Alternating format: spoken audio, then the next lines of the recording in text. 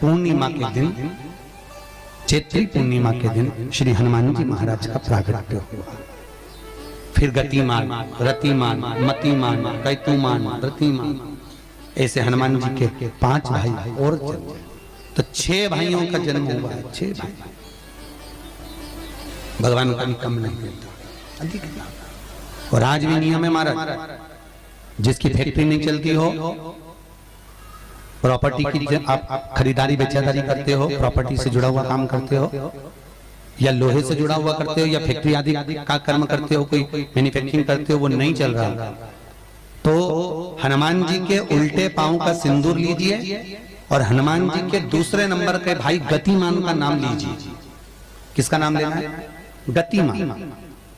गतिमान का नाम लेकर फैक्ट्री के बाहर या फैक्ट्री पर एक स्वस्तिक का निर्माण कर दीजिए, हनुमान जी के उल्टे पांव के सिंदूर और गतिमान का नाम लेकर।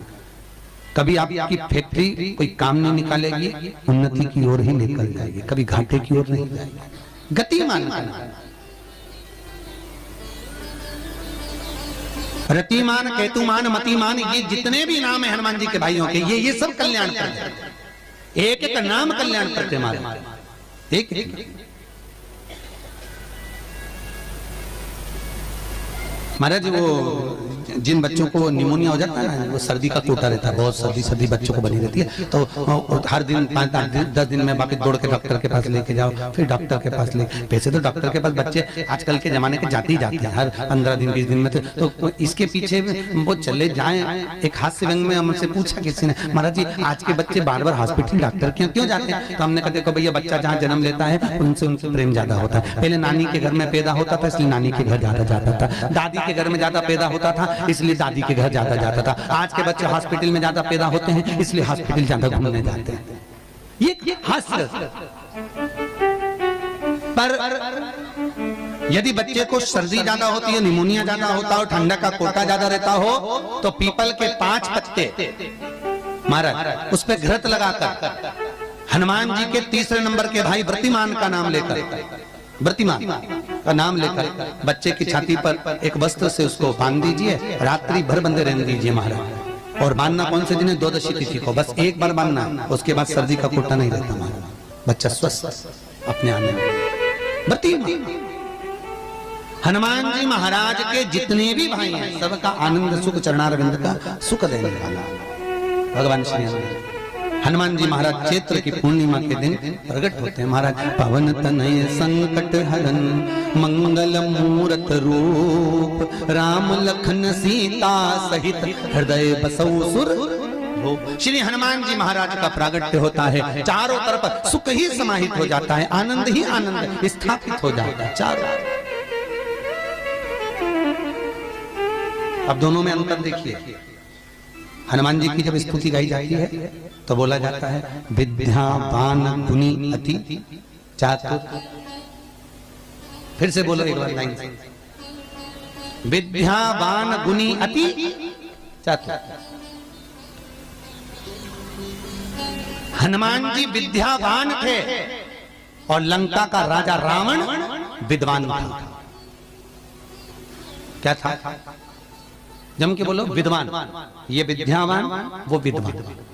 तो एक प्रश्न सामने खड़ा होता है कि विद्यावान और विद्वान में क्या अंतर है?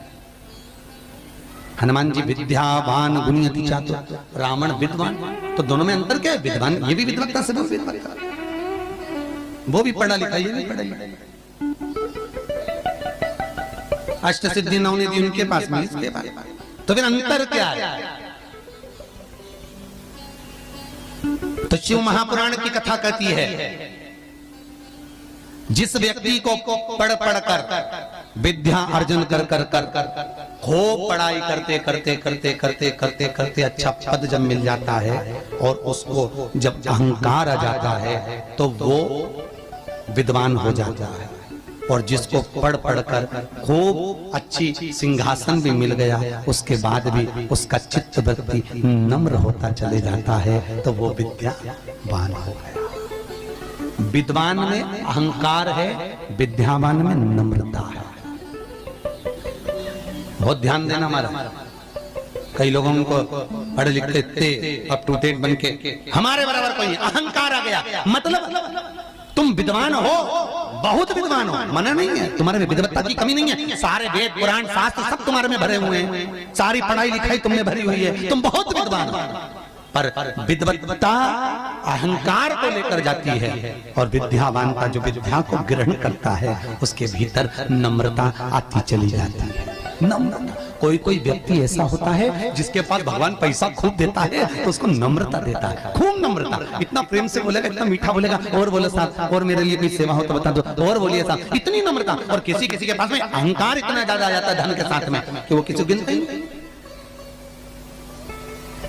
ही नहीं, बिल्कुल ऐसा लगे जैसे भेरू पे सिंदूर चढ़ा, एकदम गिनते।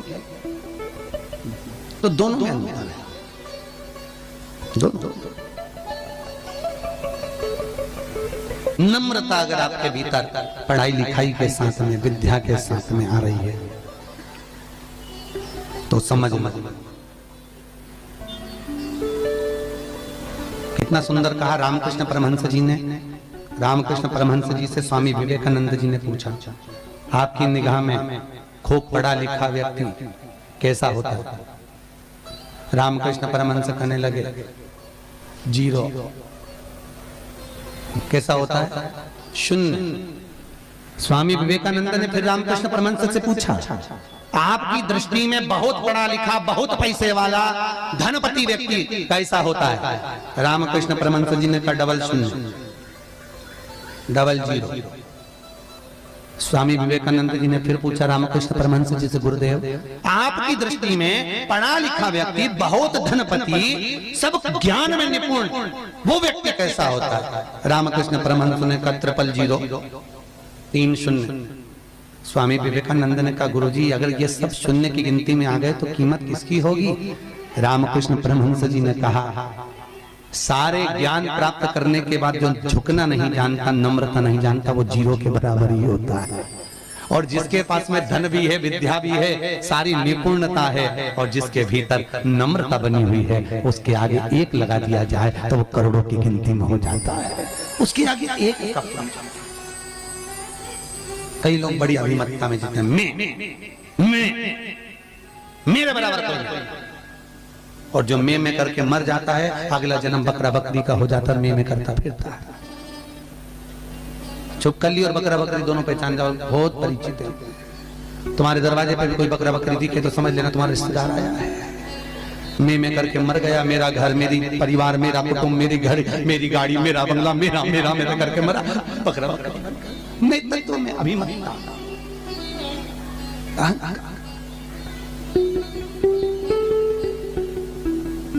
गुरु नानक देव जी महाराज का शब्द याद करो, कुछ भी मेरा नहीं है, सब कुछ तेरा, सब कुछ तेरा। इसलिए बोले सो निहाल, सब कुछ तेरा, हमारा कुछ है,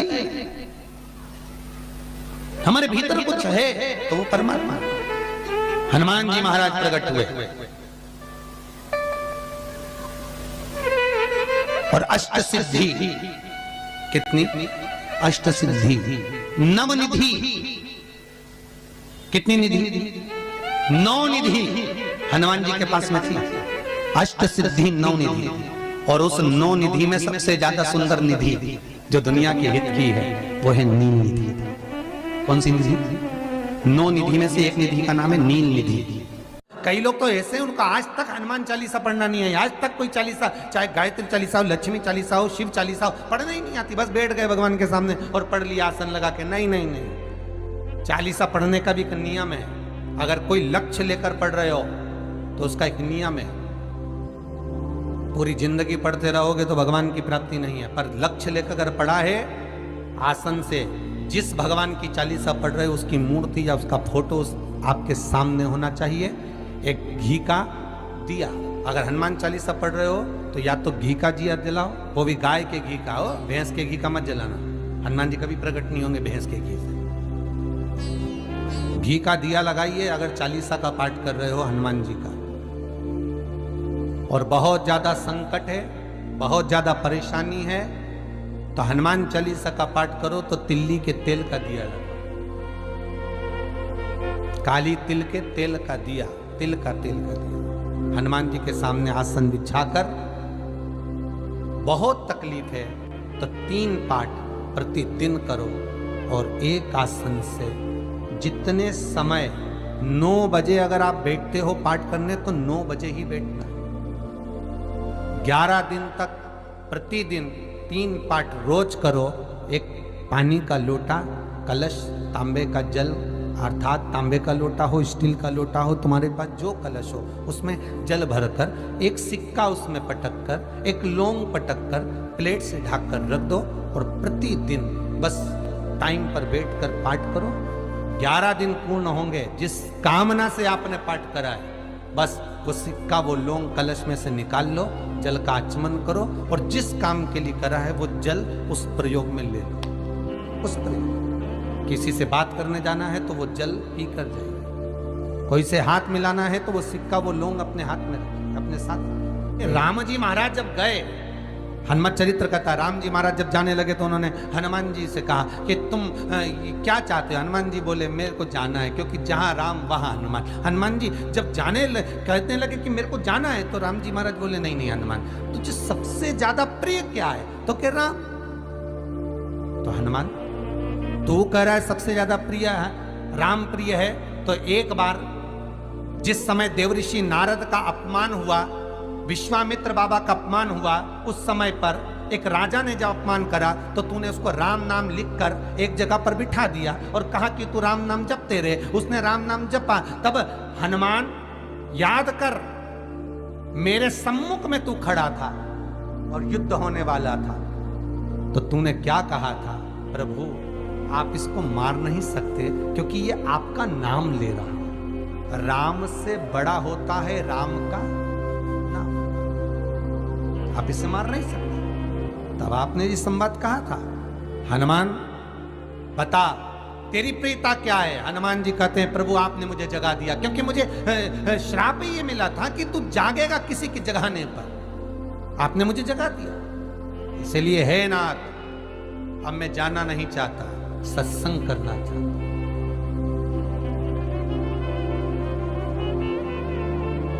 श्री राम जी का चरित्र, अब मैं सत्संग करूंगा, भजन करूंगा, नाम जाप करूंगा।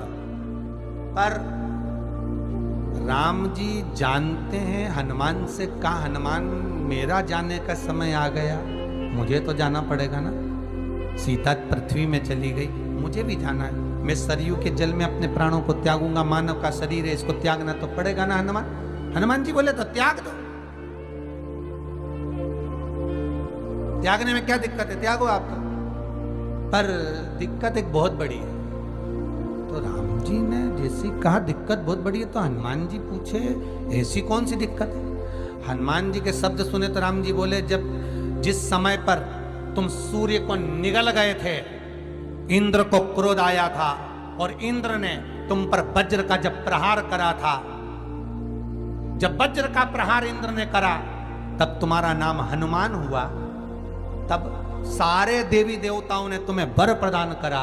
उस जगह पर यमराज भी खड़ा था, तो यमराज ने तुम्हें वर दिया था कि जहां हनुमान होगा वहां यमराज नहीं होगा। अब दिक्कत यह है कि मुझे प्राण त्यागना है और तू मुझे 1 मिनट के लिए नहीं छोड़े तो यमराज आएगा कैसे? दिक्कत वहां अड़ी पड़ी।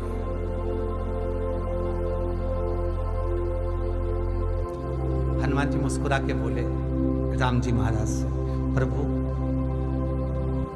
मैं आपके बिना रह नहीं सकता। तो राम जी बोले मैं भी जानता हूं कि तू मेरे बिना नहीं रह सकता, पर एक काम तो कर सकता है ना। क्या? मैं अगर कोई काम बताऊंगा तो तू करेगा कि नहीं करेगा? हनुमान जी बोले आपका काम और मैं ना करूं, ऐसा कभी हुआ है? जरूर करूंगा। ठीक है। बस अब राम जी महाराज ने सोच लिया कि हनुमान को जाने से पहले काम पर लगा। अब वो कौन सा काम था? बोलो रे भाई। हनुमान जी को कहां काम पर लगाया राम जी ने? किस जगह पर काम पर लगाया? अरे सभी ने रामचरितमानस सुनी है, खूब सुनी, जल्दी बताओ। राम जी महाराज ने प्राण त्यागते समय सरयू जी में प्राणों को देते समय राम जी ने हनुमान जी को किस काम में लगाया था कि राम जी ने अपने हाथ की एक मुद्रिका जिस पे राम लिखा हुआ था, वो मुद्रिका एक अयोध्या की एक सरंग में जमीन में डाल दिया और हनुमान से कहा जा जरा ढूंढ के लेके आ, मैं अभी घूम कर आया। और हनुमान जी तलातल रसातल भूमि के नीचे पताल में चले गए उस मुद्रिका को ढूंढने के लिए जिस पे राम लिखा है। और हनुमान जी पूछते भी जा रहे हैं राम कहाँ है? राम की मुद्रिका पड़ी थी, राम की अंगूठी है। अब राम का ही सत्संग करते करते जा रहे हैं और राम जी चले गए सरयू, क्योंकि हनुमान अगर होगा तो यमराज नहीं आ सकता। हनुमान को यहां से हटाना पड़ेगा तब यमराज लेने के लिए आ सकता, तब यम आए। और क्योंकि यम अपने नियम को धारण करेगा, चाहे कृष्ण हो चाहे राम। वास्तु के हिसाब से केवल एक दीवार ऐसी होती है जहां पर हनुमान जी का चित्र लगाया जाता है।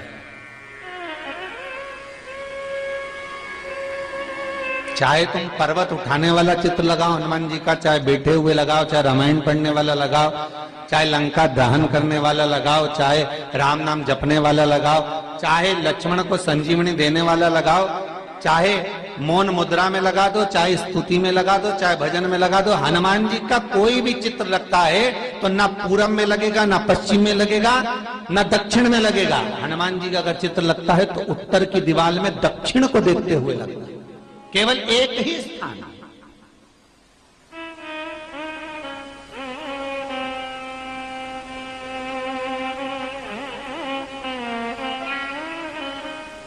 जैसे पूर्वजों के चित्र को, पितरों के चित्र को, गए हुए हमारे जीवों के चित्र को दक्षिण में विराजमान किया जाता है, उसी तरह हनुमान को उत्तर में विराजमान कर कर दृष्टि दक्षिण में कर दी जाती है।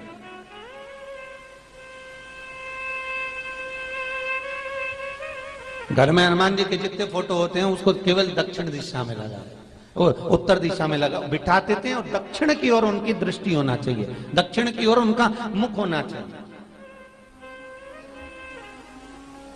क्यों?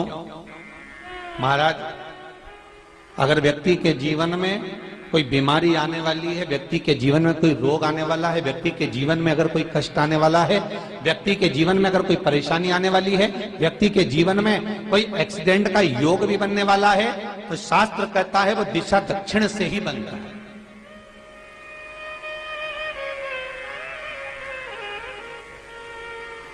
ये दक्षिण जो दिशा है ये यम की दिशा है। यहां संपूर्ण परिवार के साथ यमराज अपने आनंद में निवास करता है, यम दिशा।